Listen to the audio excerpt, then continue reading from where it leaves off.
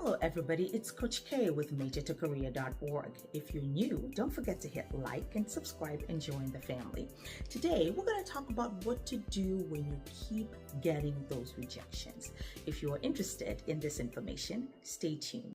First, I want to reiterate to you that those of us who've worked in career services over many years understand what job markets are like.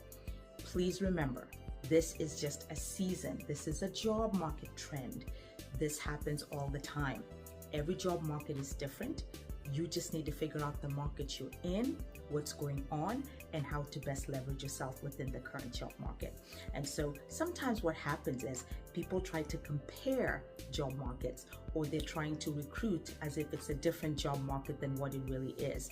The reality is we're facing a job market right now where we have an influx of rich talent that's looking. So there's a refresher out there when it comes to talent and opportunities with different types of people joining the workforce. So always remember, the key is, how do you leverage yourself as a seasoned professional, and how do you enter the job market as a new grad? And so without further ado, we'll get right to it.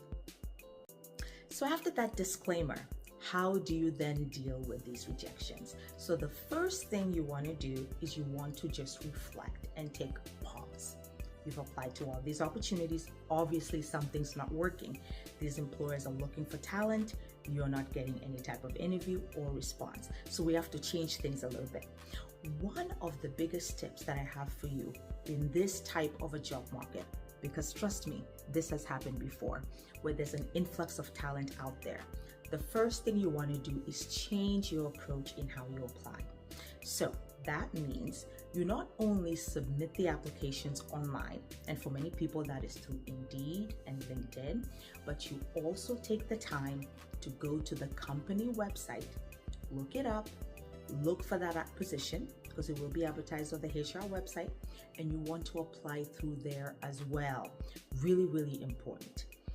In addition to that, you want to make sure that you take a quick review to make sure that the materials you are using are industry standard. That means a clear, polished 1 to 2 at the max 3-page resume if you are seasoned, a cover letter, particularly if you apply externally, because remember, if you use LinkedIn or Indeed, you may not be able to have the space to do that. You're sometimes applying with your digital online platform, and so you do just submit your profile or sometimes the resume. But when you are also applying using a cover letter, using the human resources website, then that can significantly leverage your chances of getting noticed. And so try to look for multiple ways to be able to submit your application professionally in order to leverage yourself significantly. Second tip that I have for you that is really important and guaranteed to give you success in this job market is to make sure that you're using what we in career services call the informational interview. You remember what that was if you're a seasoned professional. Remember how back in college people always talked about building relationships and networking? I can't tell you how important that is.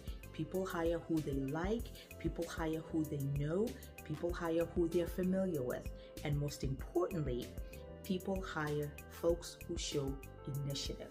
If you show that you are interested and passionate, then that's really the key here. So the informational interview could be used for just that. When you are conducting the informational interview though, it's not really looking for a job. You don't go in there saying, I'm looking for a job. No, you go there with the intention of learning, knowing more, finding out about their experiences. The trick here is that everybody loves to talk about what they're doing. Everybody loves to talk about what they're most interested in when it comes to their place of work. Key is finding those people and talking to them. I recommend networking within the organization or similar for individuals who are working in that line of work. You don't know who's going to have coffee with who. You don't know who's going to look for, who has connections with another colleague in that organization. And so when you put yourself out there, wanting to learn more, wanting to, you've seen this position and you just love to consider what are some things that would make you an excellent candidate. Those are the things that can leverage you, particularly for new grads, to be able to get you noticed. Now, how that works is when you have that coffee, You can do it virtually when you have that meeting, maybe it's over the phone. Then what will happen is that person may be having coffee with that person or colleague, they might meet them at a conference, or they may send them a note. And then the rest is just history. They look for you amidst the thousands and thousands of applications for that role, and you're able to get noticed. Now, you can also do this for people that you don't know. The informational interview does not have to be with somebody that you know. It could be a cold outreach based out of the fact that you want to learn more about that industry. People are almost absolutely happy to help. The third tip, if you find yourself getting rejections, I highly recommend that you review your application material, you review your digital media presence, particularly when it comes to your LinkedIn. I'm not talking about cleaning up your profile. You already know that. That's self-explanatory. I'm talking about your professional presence on LinkedIn, making sure that your profile is up to date, making sure your profile is illustrating what you're looking for. In that wonderful objection statement there, making sure that there's no questions or gaps in your experiences, and making sure that you have industry standard documents.